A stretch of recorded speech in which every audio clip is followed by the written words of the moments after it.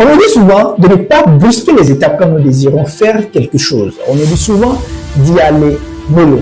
Cela fait partie de notre éducation. Nos parents nous l'ont appris, à l'école, on nous l'a enseigné.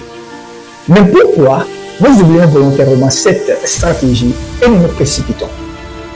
Tout simplement parce que nous ne savons pas l'importance de commencer petit, d'aller mollo. Pourquoi commencer petit marche réellement? Je vous donne la réponse en 5 points dans cette vidéo. C'est parti.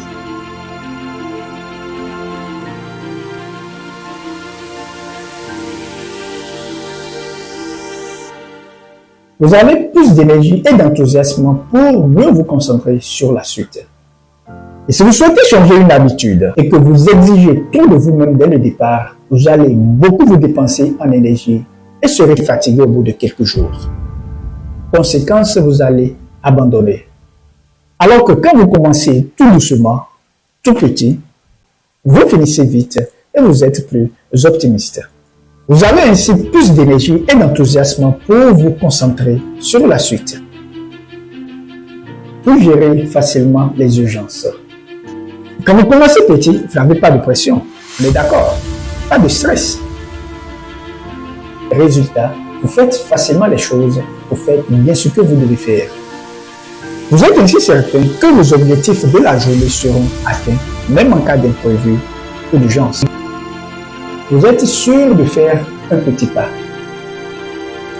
J'ai rencontré récemment une connaissance qui me racontait avec enthousiasme tout ce qu'elle a pu faire l'année dernière. Elle est connue pour son amour pour le travail. On dit même d'elle qu'elle a mis la réunion, alors que non.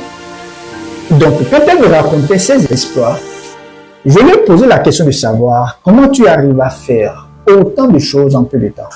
Mais je m'attendais déjà à sa réponse. Elle m'a dit, tu sais, c'est impossible de faire beaucoup de choses en peu de temps. C'est l'autodiscipline et la constance qui font que les gens voient que nous faisons beaucoup de choses en peu de temps. Je planifie juste de petites tâches au quotidien et je prends tout le temps pour les faire. Mais je m'assure de les faire correctement et à temps.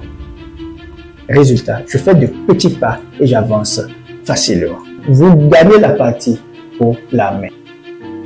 C'est une petite victoire et vous la remportez dans les très grandes largeurs. Cela vous booste et vous motive pour la suite.